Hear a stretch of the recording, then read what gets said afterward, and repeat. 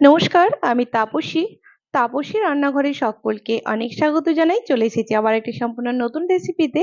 আর আজকের রেসিপি মাছের ডিমের বড়া, সেটা কিন্তু একটা দারুণ জিনিস দিয়ে। তো চলুন, অসাধারণ লাগে এই জিনিসটি যদি ব্যবহার করেন মাছের ডিমের বড়ার মধ্যে। তো প্রথমেই আমি এখানে একটা আম নিয়ে নিয়েছি, কাঁচা আম। এখান থেকে অল্প একটু অংশ আমি নেব, তাই পুরো আমটা কিন্তু এখানে আমি কাটবো না। অল্প একটু, মোটামুটি ওই 3 চামচ মতো হবে সেরকম আম কিন্তু আমি পরিমাণে কেটে নেব। তো যারা এখনো আমার চ্যানেলটিকে সাবস্ক্রাইব করেনি তাদের অনুরোধ জানাচ্ছি, আমার ইউটিউব থেকে যারা দেখছেন প্লিজ আমার চ্যানেলটিকে সাবস্ক্রাইব করে পাশে থাকা বেল আইকনটি প্রেস করবেন, যেন আমি নতুন ভিডিও আপলোড করার সাথে সাথে নোটিফিকেশন প্রথম আপনাদের কাছেই পৌঁছে যায়। আর যারা ফেসবুক পেজ থেকে দেখছেন প্লিজ আমার পেজটিকে ফলো করে দেবেন। এবার ছুরি দিয়ে আমি এখানে আমের খোসাটাকে ছাড়িয়ে নিচ্ছি।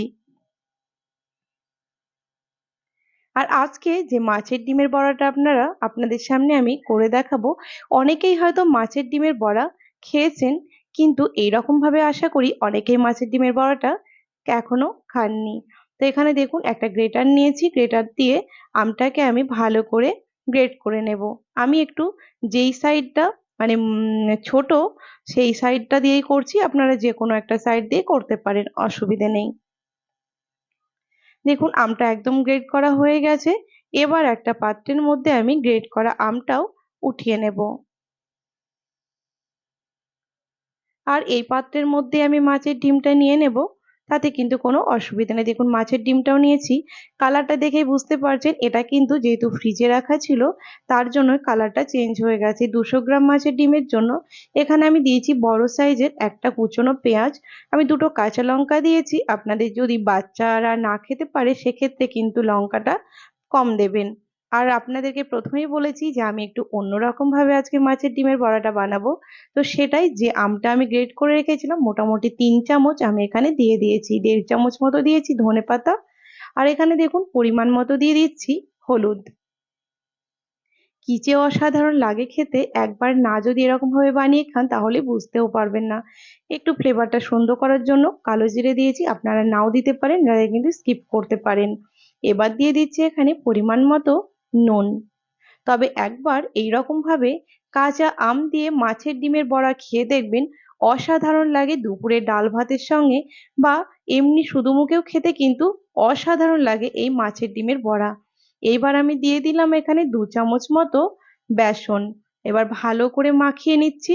তবে প্রয়োজন হলে বেসনটা কিন্তু আবারও ব্যবহার করতে হবে, নয়তো বেশি এখানে যদি ঢিলা করা হয় তাহলে কিন্তু তেলে দেওয়ার সময় কিন্তু একদম ছিটকেও আসবে আর ছড়িয়েও যাবে। মনে হলো এখানে বেসনটা আমার আরো প্রয়োজন, তাই এখানে আবারও 2 চামচ মতো বেসন আমি দিলাম। তবে বেসনের পরিবর্তে আপনাদের ঘরে যদি বেসন না থাকে, চালের গুঁড়ো থাকলে সেটাও কিন্তু দিতে পারেন, তাতেও কিন্তু খারাপ হয় না, তাতেও কিন্তু ভালো হয়। তো চলুন, এখানে প্রথমেই আমি সর্ষের তেল গরম করে নিয়েছি, তাতে একবার ডিমের বড়াগুলো ছেড়েও দিচ্ছি। আর অবশ্যই ডিমের বড়াগুলো কিন্তু সর্ষের তেলে ভাজার চেষ্টা করবেন, তাহলে এর টেস্ট কিন্তু আরো ভালো হয়। আর যদি কেউ সর্ষের তেল খেতে ভালো না বাসেন, সেক্ষেত্রে কিন্তু আপনারা রিফাইন্ড অয়েল যে রেগুলার ব্যবহার করেন, সাদা তেল, তাতেই করে নিতে পারেন।